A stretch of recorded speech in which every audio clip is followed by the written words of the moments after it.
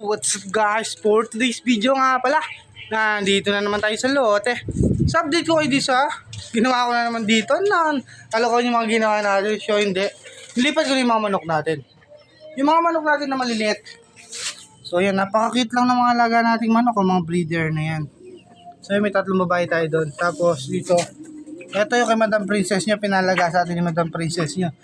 Yung Texas na babae ito. Tapos dito, ito yung mga maliliit natin, Chinese chicken.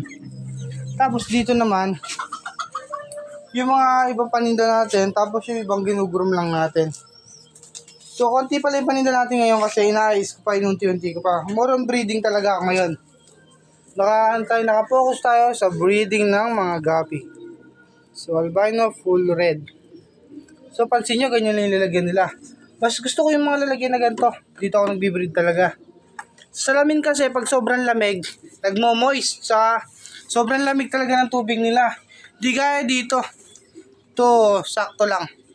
Ito yung breeder natin ng ribbon na mini panda. High pin din yung lalaki. Ayan o. So ito, napaka-mabenta talaga ang mini panda na ganyan.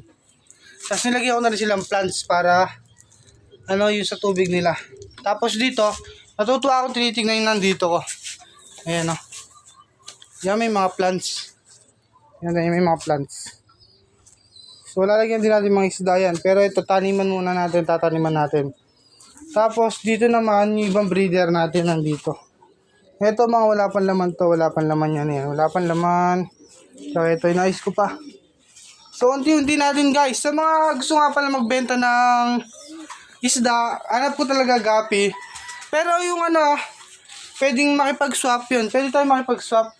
Meron tayong danyo, squaw, swordtail, molly, mga guppy yan, mga guppy. Tsaka may mga shrimp din tayo, yung mga red, tsaka yellow. Tapos meron din tayong Oscar yan, tsaka angelfish. PM na lang guys sa mga gusto makipag-swap at gusto bumili, gusto magbenta. So location natin dito tayo sa Hermosa, Barangay Pulo. So malapit lang tayo dito sa may Barangay Hall. So yun lang, salamat nga pala sa mga sumusuporta at susuporta pa lang. God bless.